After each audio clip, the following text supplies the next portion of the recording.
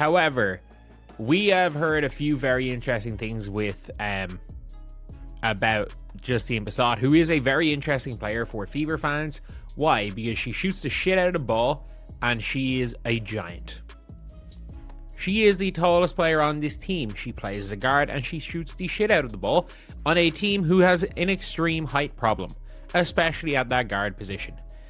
That's not frustration you're hearing. That's resignation.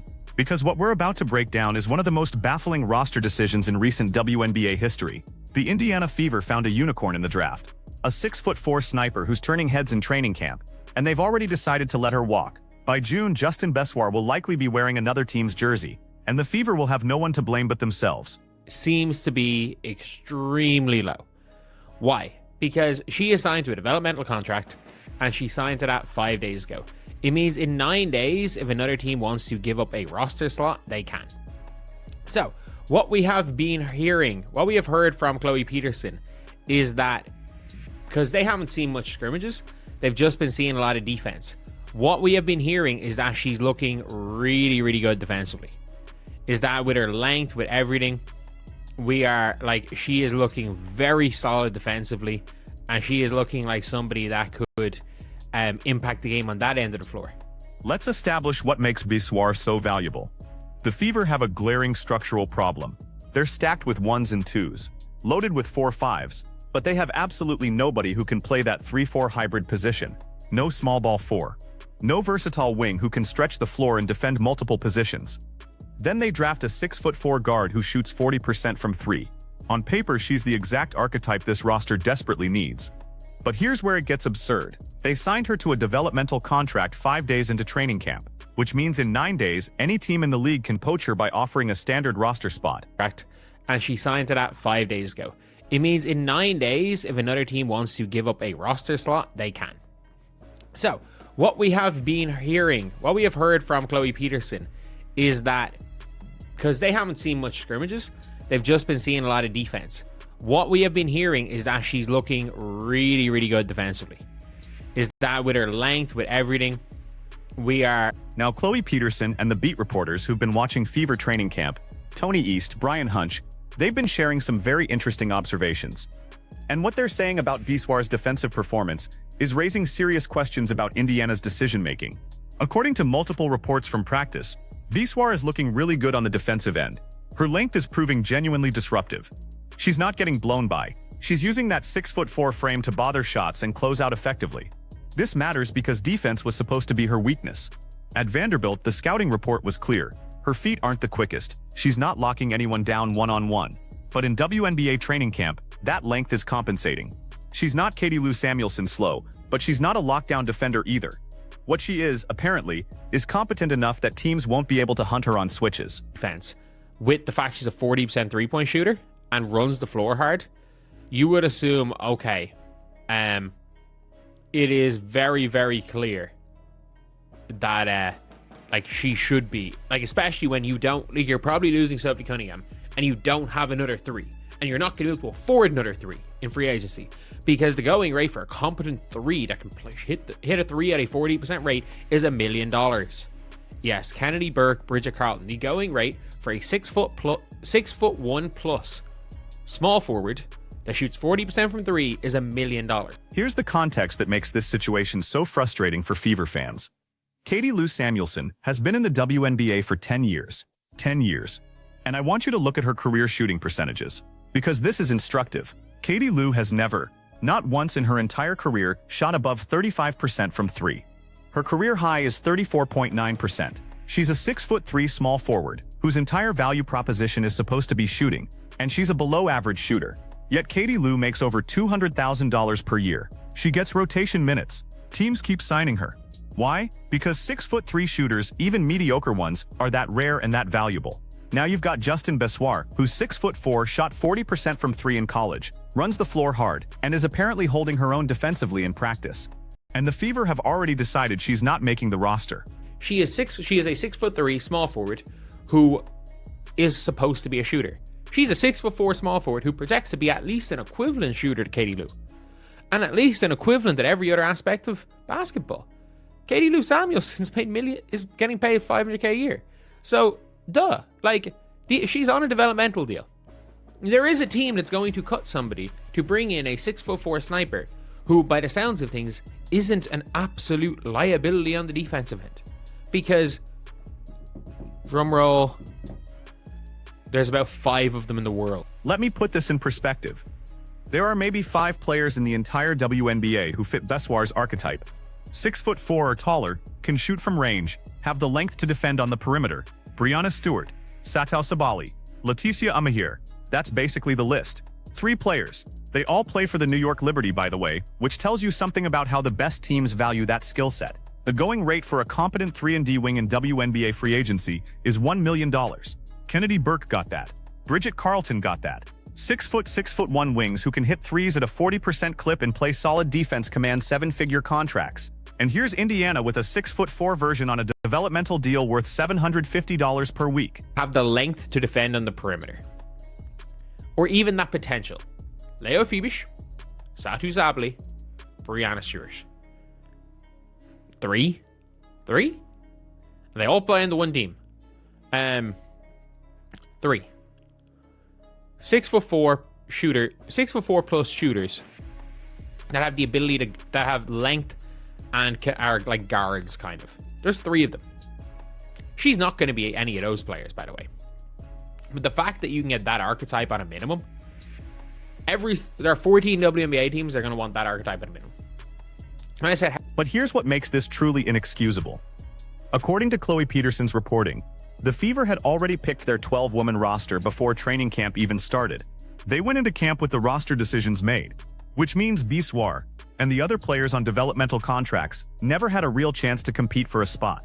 They're paying lip service to competition while the actual roster was predetermined.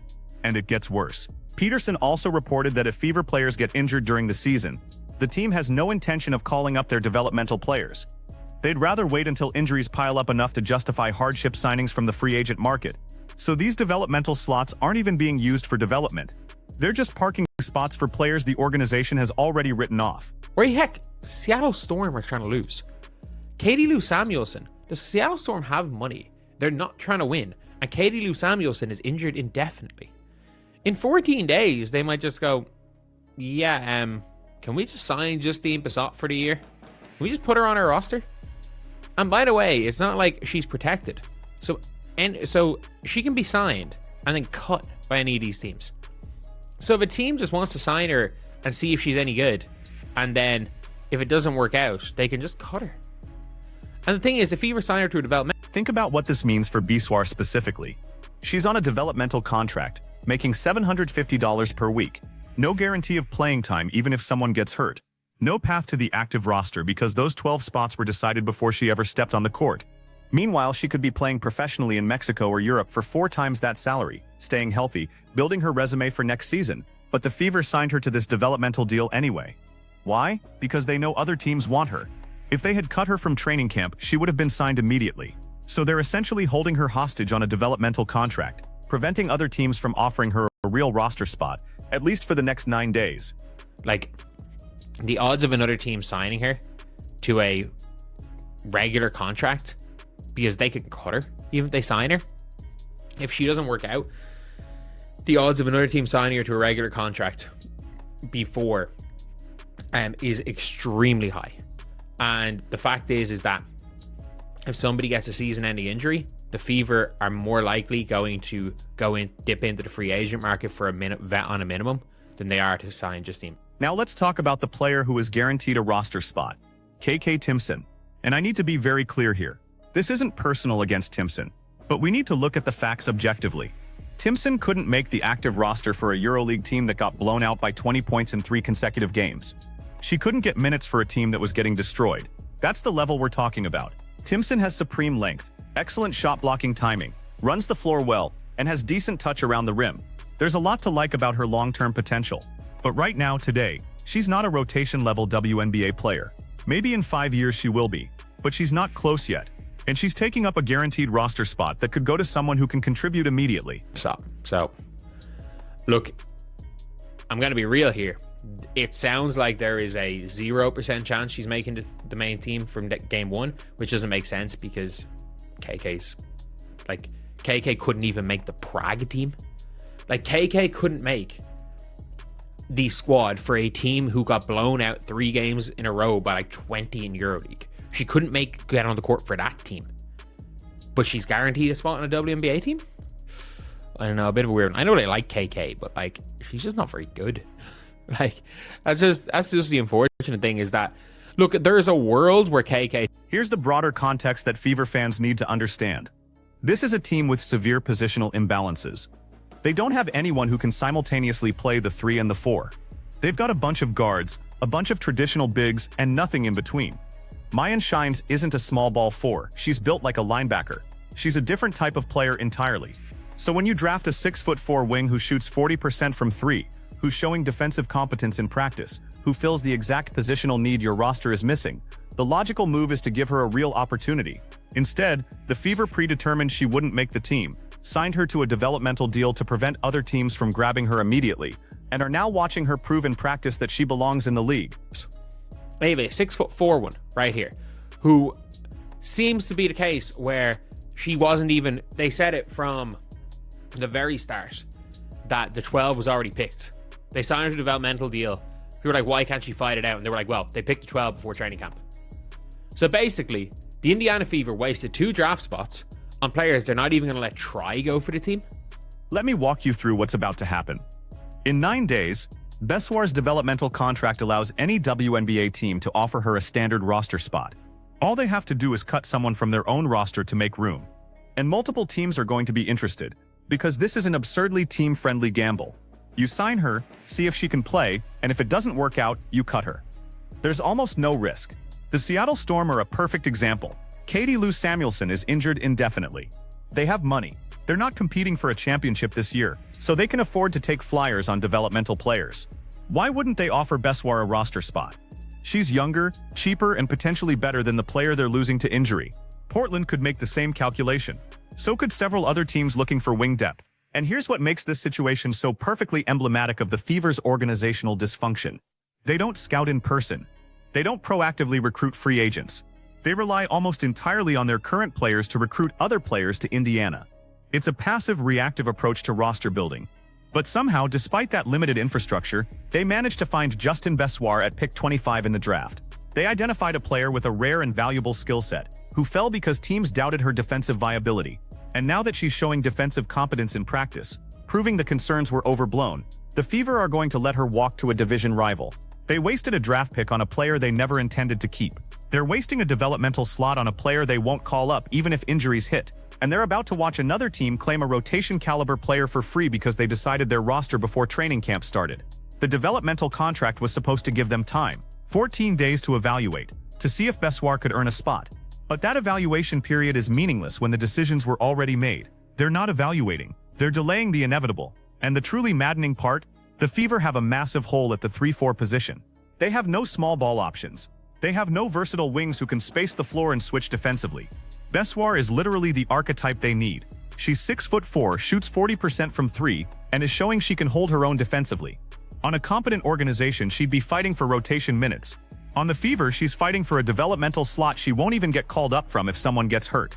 Compare this to how elite organizations operate. The New York Liberty have 3 players who fit Beswar's profile: Stewart, Sabali, Amihir. They understand the value of length and shooting. They build their roster around versatile wings who can play multiple positions. The Fever find one in the draft and immediately decide she's not worth a roster spot. This is what organizational dysfunction looks like. It's not dramatic. It's not a public controversy. It's quiet incompetence. It's making decisions before you have all the information. It's valuing predetermined roster construction over actual performance in training camp. It's letting talent walk because you can't admit you might have been wrong about your initial evaluation. Chloe Peterson, Tony East, and Brian Hunch are all reporting the same thing. Beswar looks good in practice.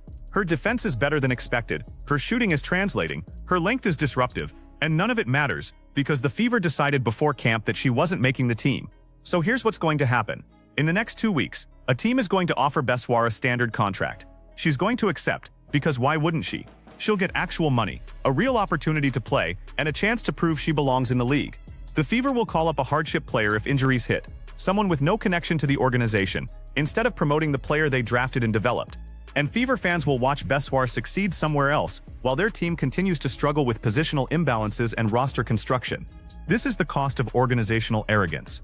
The Fever had a potential solution to a major roster weakness, and they're letting it slip away because they couldn't be bothered to actually evaluate their training camp performance. They predetermined the outcome, and now they're going to live with the consequences. So the question for Fever fans is simple. How many more of these mistakes are you willing to tolerate? How many more times does this front office get to waste draft picks, mismanage roster spots, and let talent walk before there's actual accountability? Because this isn't an isolated incident. This is a pattern. And until that pattern changes, the Fever are going to keep making the same mistakes, keep missing opportunities, and keep wondering why they can't build a competitive roster around their franchise player. Justin Bessoir is going to play in the WNBA this season. She's too talented, too rare, and too valuable not to. The only question is whether she'll be wearing a Fever jersey or making Indiana regret this decision twice a year for the next decade. Based on everything we're hearing, it's going to be the latter. And the Fever will have no one to blame but themselves.